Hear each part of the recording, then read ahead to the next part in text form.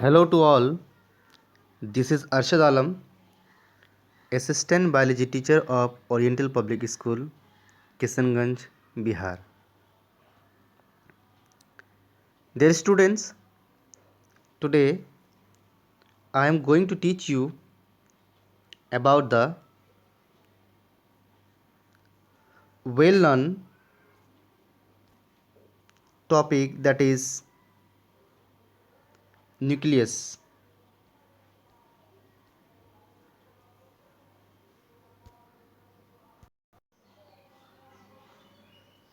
So students, today I will be only teaching about the topic nucleus.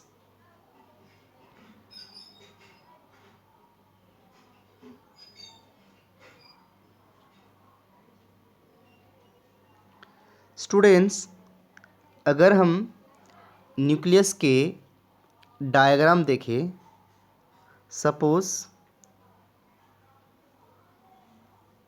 this is a cell. Nucleus is located centrally or located in center, और ये cell का अंदर में जो cytoplasm है, cytoplasm में present होती है, और ये साइटोप्लाज्म में प्रेजेंट बड़ा या लार्जर कह सकते हैं, लार्ज साइज का एक स्ट्रक्चर है। ऑब्वियसली ये एक सेल्यूलर कंपोनेंट है, सेल का ही कंपोनेंट है, और ये सेल के सेंटर में और सेंट्रली लोकेटेड होती है। कहाँ लोकेटेड होती है? In the cytoplasm of the cell. Cell के साइटोप्लाज्म में ये प्रेजेंट होती है। डियर स्टूडेंट्स, न्यूक्लियर मेम्ब्रेन से घिरा हुआ रहता है। न्यूक्लियस के मेम्ब्रेन को न्यूक्लियर मेम्ब्रेन के नाम से जानते हैं, और जिसमें स्मॉल पोर भी होती है।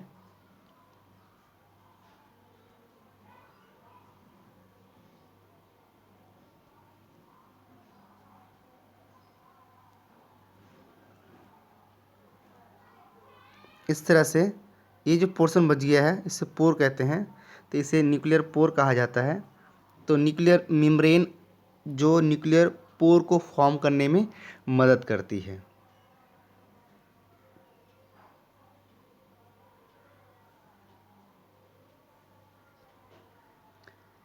अब देखेंगे हम लोग न्यूक्लियस के कंपोनेंट्स क्या क्या है।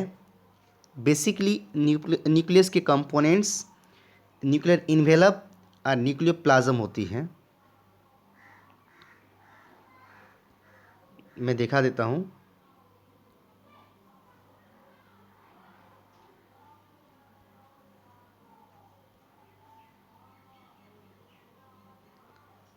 ये आप देख पा रहे हैं कि इसके अंदर जो मटेरियल्स है, इसे क्रोमाटिन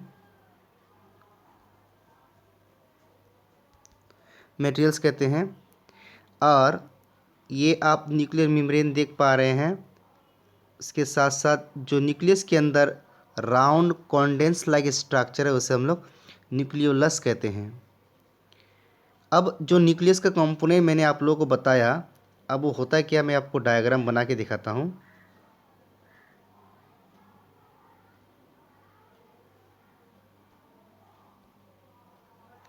ये एक न्यूक्लियस है,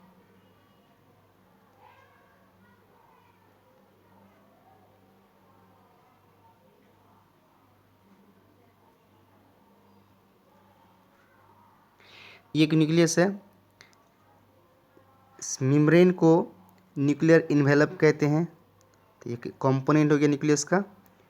न्यूक्लियस के अंदर में जो ग्राउंड सब्सटेंस होती है, मैट्रिक्स जेली लाइक सब्सटेंस, इसे न्यूक्लियोप्लाज्म कहते हैं। इसका मेनली दो पार्ट हुआ, एक nuclear envelope, second nucleoplasm.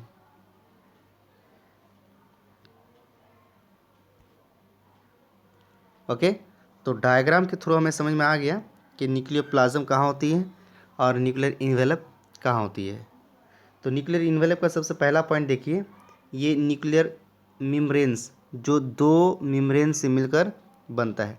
Nuclear envelope दो मेम्ब्रेन से मिलकर बनता है और ये पूरे न्यूक्लियस को कवर करता है, पूरे न्यूक्लियस को कवर करता है। मतलब न्यूक्लियस के अंदर में जो मटेरियल्स है उसे प्रोटेक्शन और कवर करने में मदद करता है। न्यूक्लियर इन्वेलप ही है एक ऐसा पार्ट है न्यूक्लियस का जो न्यूक्लियस को सेल के साइटोप्लाज्म से अलग रखता है। ये मान लो कि एक सेल है, ये न्यूक्लियस है, न्यूक्लियस का एक न्यूक्लियर इन्वेलप है ये, और ये साइटोप्लाज्म है। तो न्यूक्लियर इन्वेलप ही सेल के साइटोप्लाज्म से न्यूक्लियस को अलग रखता है। ओके। और न्यूक्लियर इन्वेलप में स्मॉल पोर्स होती है जिसे न्यूक्लियर पोर कहते हैं। और इस न्यूक्लियर पोर का जो फंक्शन है, इस न्यूक्लियर पोर का जो फंक्शन है मटेरियल्स को न्यूक्लियोप्लाज्म और साइटोप्लाज्म में ट्रांसफ़र होने के लिए परमिट करता है। मटेरियल्स को न्यूक्लियोप्लाज्म और साइटोप्लाज्म में ट्रांसफ़र होने के लिए, एक्सचेंज होने के लिए मदद करता है। सेकेंड कंपोनेंट न्यूक्लियस का न्यूक्लियोप्लाज्म के नाम से जाना था। जैसे मैंने आपको बताया कि न्यूक्लियस के अंदर में जो ground matrix jelly like substance है उसे हम लोग न्यूक्लियोप्लाज्म कहते हैं। तो न्यूक्लियोप्लाज्म में क्या क्या होता है कि it is a ground substance.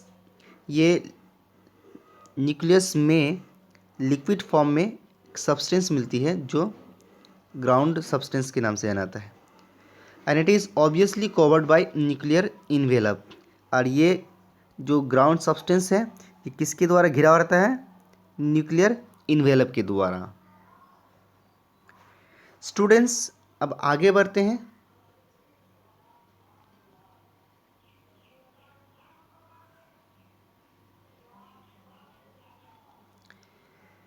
Nucleoplasm को दो पार्ट्स में डिवाइड कर दिया गया, एक न्यूक्लियोलस और सेकेंड क्रोमाटिन मटेरियल्स। मैं और एक बार डायग्राम बनाता हूँ।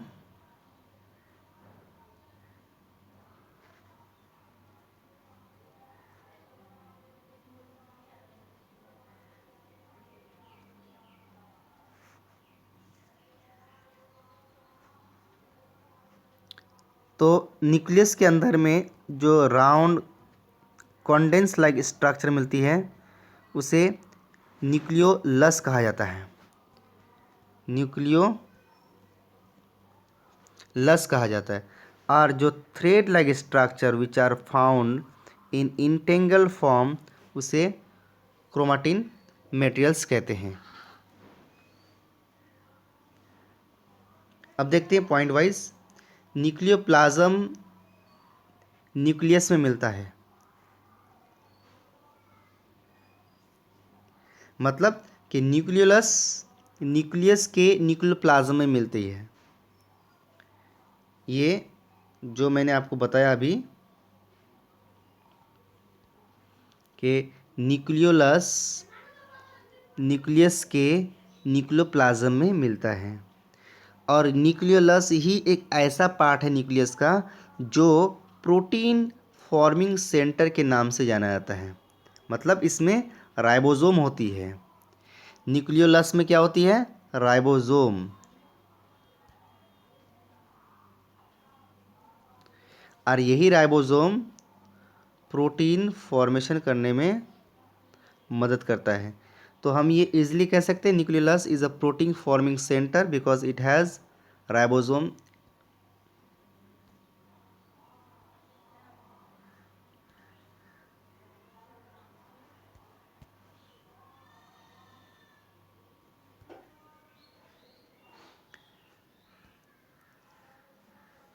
and obviously it is a round condensed like structure। अब बात करेंगे क्रोमाटिन मटेरियल्स जो न्यूक्लियस के अंदर में होती है, थ्रेड लाइक स्ट्रक्चर होती है जो इंटेंगल्ड फॉर्म में होता है। इंटेंगल का मतलब जैसे कि आप कुछ थ्रेड को, कुछ धागा को इस तरह से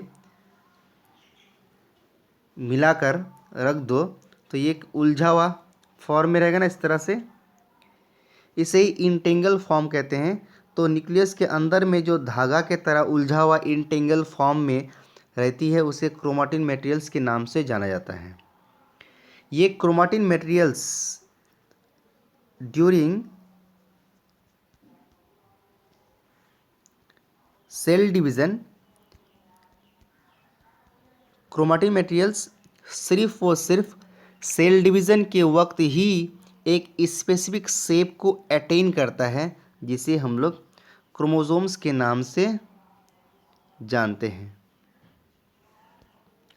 ओके, तो entangle mass of thread like structure which is known as chromatin materials.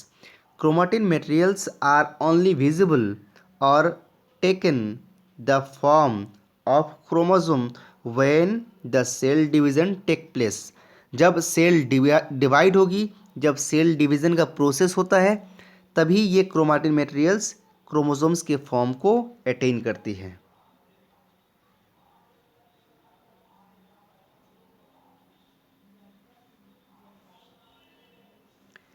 तो क्रोमोसोम्स क्या हुआ? एक थ्रेड लाइक स्ट्रक्चर है जो सिर्फ और सिर्फ सेल डिवीजन के वक्त ही देखा जाता है। अब बात करेंगे हम लोग क्रोमोसोम्स के बारे में। क्रोमोसोम्स का दो कंपोनेंट्स होती है, एक डीएनए। डीएनए का फुल फॉर्म एग्जाम में आता है deoxyribonucleic acid, as well as ये प्रोटीन से भी बनता है। इसमें प्रोटीन दो होती है, एक हिस्टोन और सेकेंड एसिडिक प्रोटीन। ये दो प्रोटीन से मिलकर क्रोमोसोम्स फॉर्म होती है।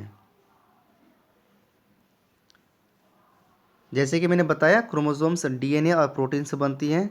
DNA contains gene. एक टर्म आपको देखने को मिला कि डीएनए में जीन होती है। जीन एक इनहेरिटेंस यूनिट है।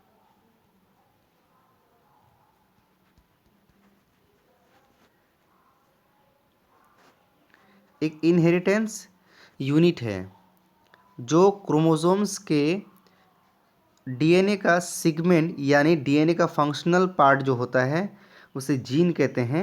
जीन को इनहेरिटेंस यूनिट भी कहते हैं। जीन ही एक ऐसा कैरेक्टर है जो पेरेंट्स के बॉडी से बच्चों के बॉडी में यानी पेरेंट्स के बॉडी से चिल्ड्रेन के बॉडी में ट्रांसफ़र होता है। आपने देखा होगा किसी बच्चे का नोज़ उसके फादर की तरह होता है, किसी बच्चे का फेस उसके मदर की तरह होता है, किसी बच्चे का जो फिंगर्स है, चलने का तरीका है, बात करने का तरीका है, these all are resembles as their parents. सभी का सभी कैरेक्टर्स लगभग लगभग पेरेंट्स की तरह होती है। तो मतलब ये हुआ कि पेरेंट्स का जो जीन्स है वो जीन्स चिल्ड्रेन की बॉडी में ट्रांसफ़र हो गया।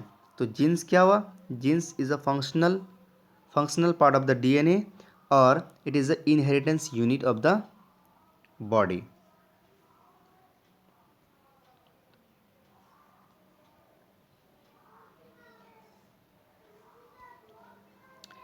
DNA is the most important component of chromosome because it is only the materials of genes, or it is also known as genetic materials. It is also known as genetic materials. तो ये genetic materials ही एक ऐसा materials है जो parents के body से बच्चों के बॉडी में ट्रांसफ़र होती है। अब अगर आपसे पूछा जाए कि जीन्स कहाँ मिलता है तो आप ये कह सकते हैं जीन्स डीएनए का फंक्शनल पार्ट है। डीएनए क्रोमोसोम्स का पार्ट है। क्रोमोसोम्स क्रोमाटिन मटेरियल्स का पार्ट है। ये क्रोमाटिन मटेरियल्स न्यूक्लियस का पार्ट है और ये न्यूक्लियस सेल का पार्ट है और सेल ह्यूमन का पार्ट है। एक छोटा सा यूनिट, छोटा सा पार्ट जो पेरेंट्स के बॉडी से ऑफस्प्रिंग के बॉडी में ट्रांसफ़र होते रहता है।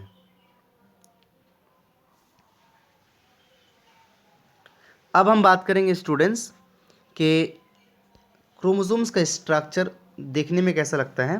ये जैसे कि आप देख पा रहे हैं, क्रोमोसोम्स कुछ हद तक देखने में ऐसा ही लगती है कि ये एक डीएनए का एक ऐसा रीजन है जिस रीजन से दो आर्म निकलती है।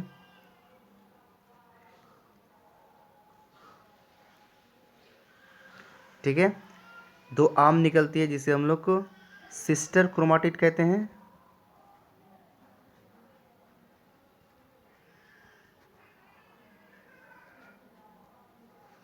सिस्टर क्रोमाटिड्स कहते हैं। और ये जो जिस रीजन से आर्म्स निकलती है उस रीजन्स को हम लोग सेंट्रोमियर कहते हैं।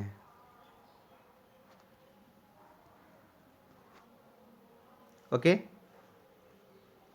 तो सिंपल सा डायग्राम मैंने आपको बना के दिखाया और ये डायग्राम ऑलरेडी मैं यहाँ पर दे चुका हूँ, इसको आप अच्छा से देख लेना।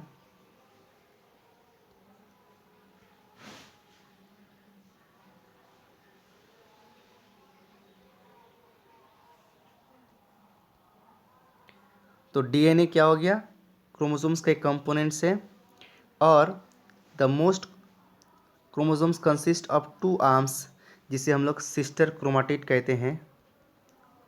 सिस्टर क्रोमाटिड्स कहते हैं।